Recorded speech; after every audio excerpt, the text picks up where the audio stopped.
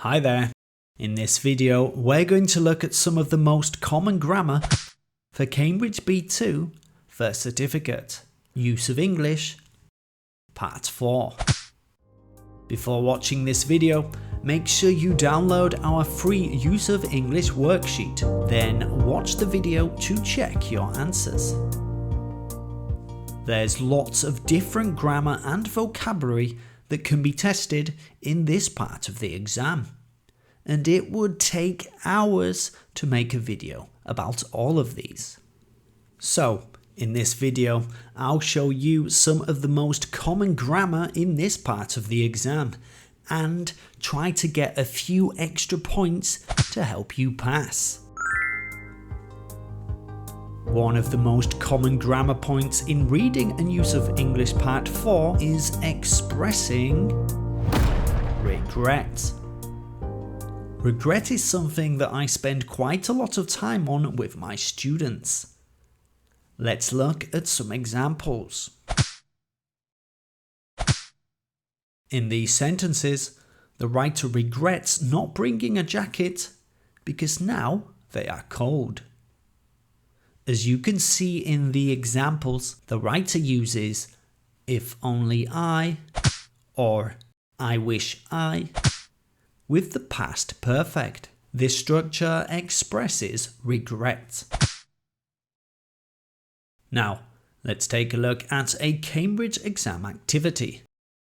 Please remember to pause the video before I show you the correct answers.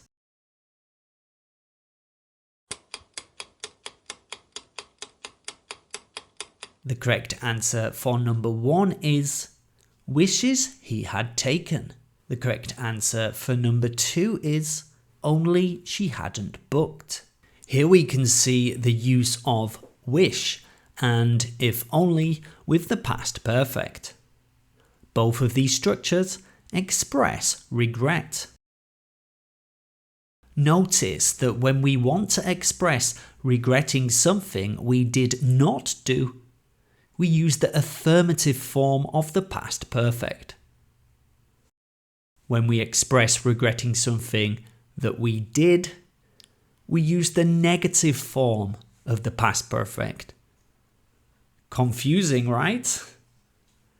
If you have any more questions about this structure, please comment on this video, and I'm sure I'll be able to help you out.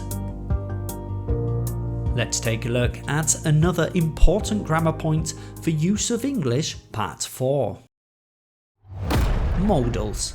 Here, we're going to look at modals of deduction to talk about certainty, possibility, and impossibility in the past.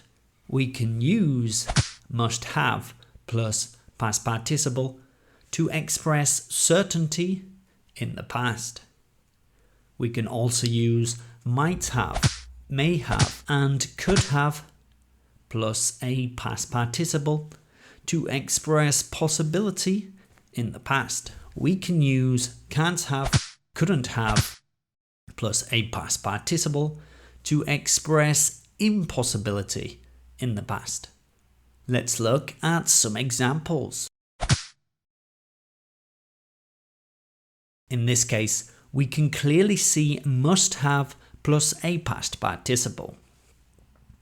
The speaker uses this structure to say they are sure or certain about something that happened in the past.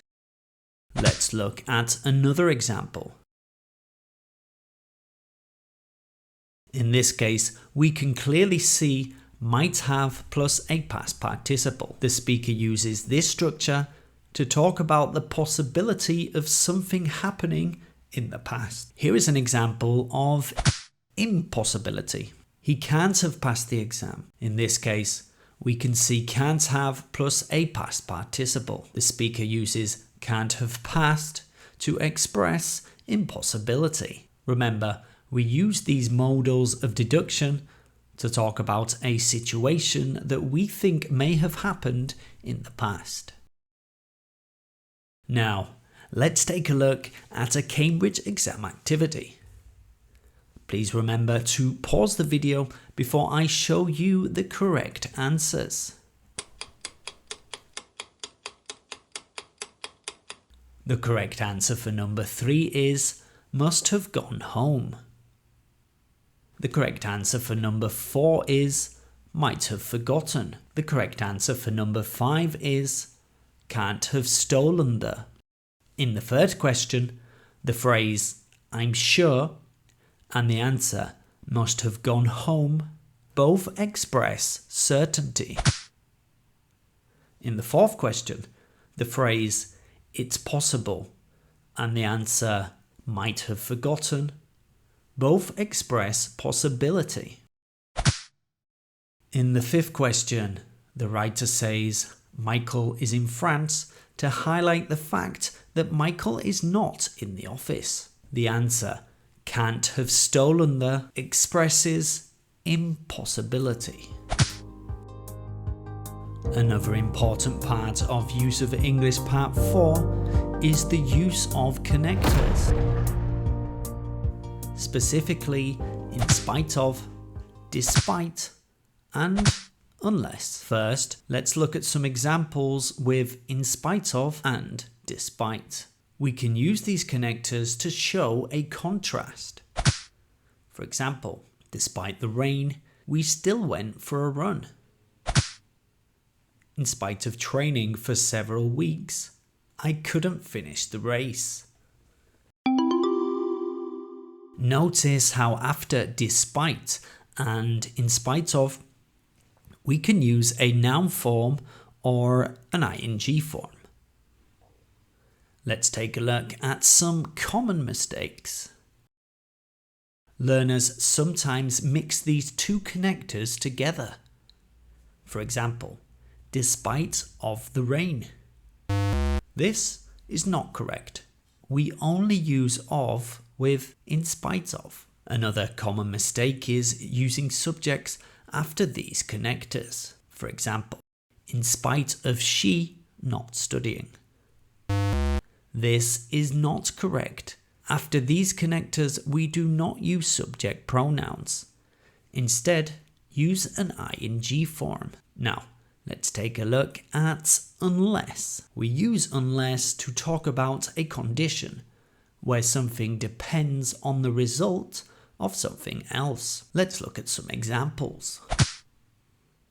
You won't succeed unless you work hard. Here, succeeding depends on the condition of working hard.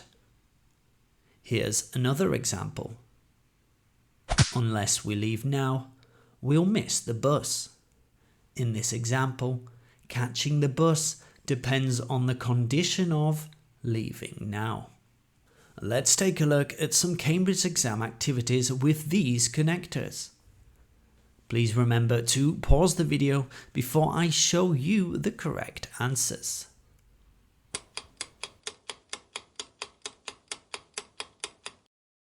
The correct answer for number 6 is in spite of being. The correct answer for number 7 is unless you look. The correct answer for number 8 is despite not having much. In question 6, in spite of being is correct because we can use in spite of to show a contrast. For example, being ill and going to work is a contrast.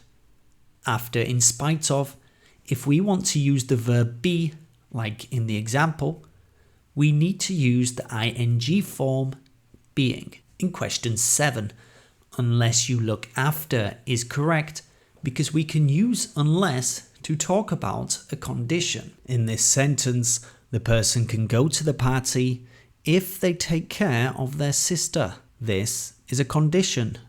Despite not having much is correct because we use despite to show a contrast. For example, going on holiday without much money is a contrast. After despite, we can use an ing form like not having. Our next grammar point that we are going to look at is so and such. This one should be fairly easy, so I won't spend much time here. We can use so and such to emphasize the degree of something. For example, the cake was so good that I ate 2 slices. Or, it was such a good cake that I ate 2 slices. Here, so and such is being used to emphasize how good the cake was. However, there is an important difference to highlight here. So is used without a noun. For example, so good. Such is used with a noun. For example, such a good cake. Please take note of this. It will be very helpful for Cambridge exam activities. Let's take a look at some Cambridge exam activities with these connectors. Please remember to pause the video before I show you the correct answers. The correct answer for number 9 is such a boring movie that. The correct answer for number 10 is was so unpredictable. Such a boring movie is correct because we can use such with noun forms. For example, a movie so predictable is correct because we can use so before adjectives without a noun form. Let's look at our 5th and final grammar point for use of English Part 4. Phrasal verbs. Phrasal verbs are also common in this part of the exam. There are hundreds of possibilities that could actually be in use of English Part 4. If you want to learn more phrasal verbs that can help you get some extra points in this part of the exam, take a look at my B1 to B2 level phrasal verbs on my YouTube page. Please see the link to these videos in the description below. Let's take a look at a Cambridge exam activity with phrasal verbs. If you've watched my phrasal verb videos, then you should be able to answer all of these questions. Please write your answers in the comments section and I'll let you know if they are correct. That's it for today. Thanks for watching everybody and see you next time.